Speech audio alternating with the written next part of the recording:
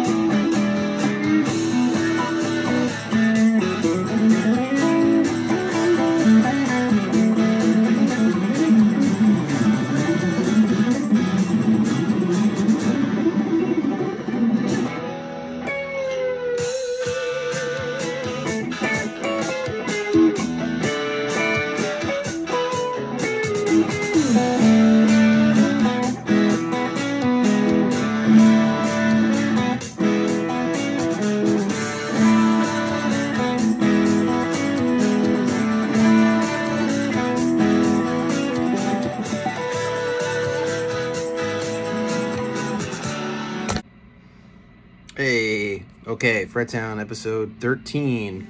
Okay, so I just did a little playing over Rebel Rebel, and some of the main things that I did in the solo, I've talked about before in other episodes. One of them is triads of the scale, right? So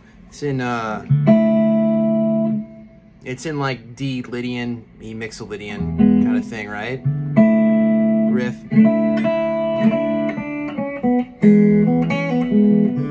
D, E, right?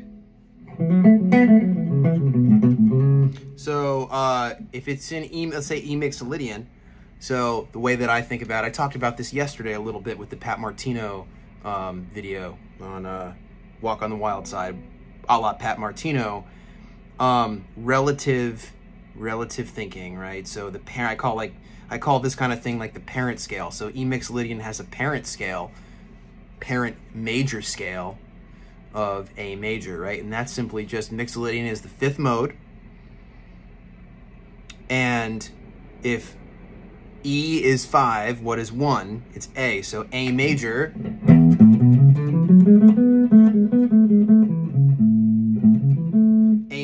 is, if resolved to E, E Mixolydian.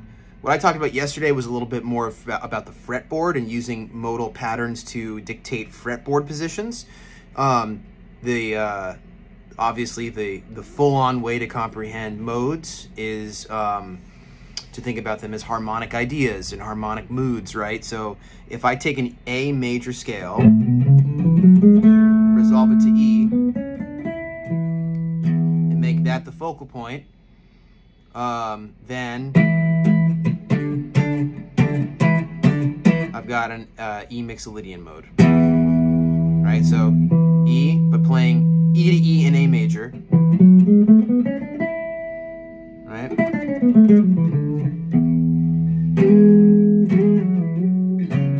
Right?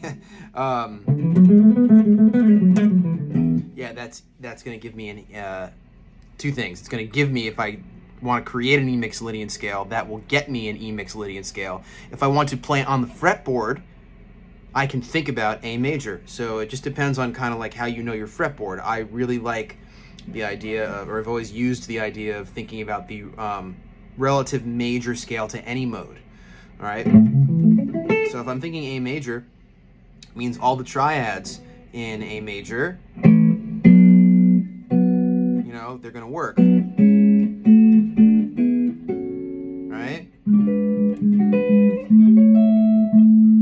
Work in E Mixolydian. So what I did up front, I think I did this right up front in the solo, I played 7th chords actually.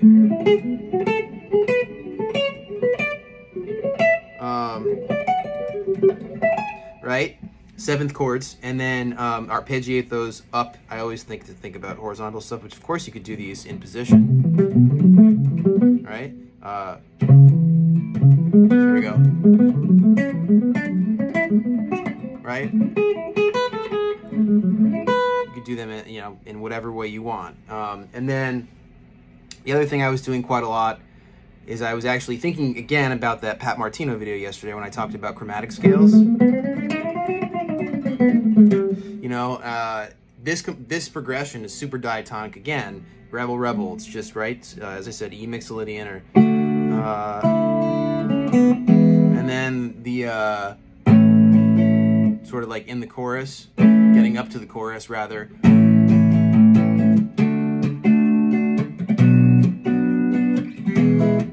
It's just 1, 4, 2, 5.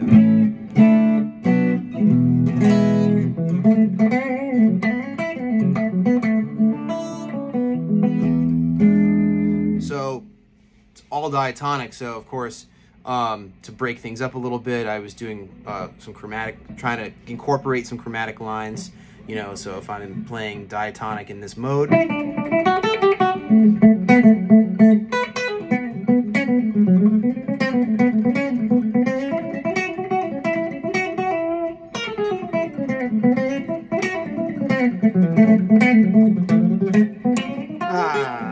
yeah, you know, trying to not derail and use chromaticism. So starting diatonic, going chromatic, and resolving diatonic. You know, let's see if I can do that.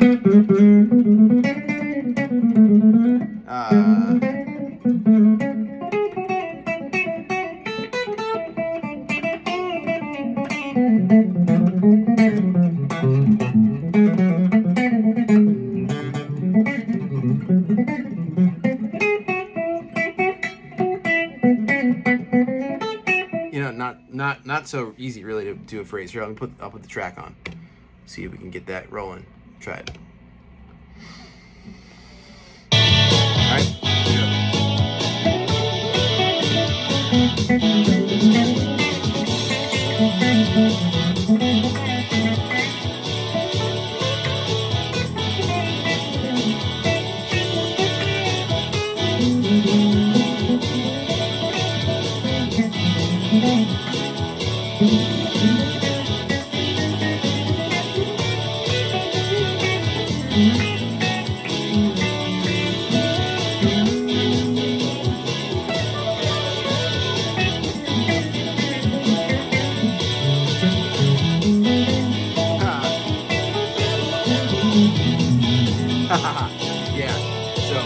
Yeah, you know, as you can see, it's getting the right, snagging it the right way is take some work.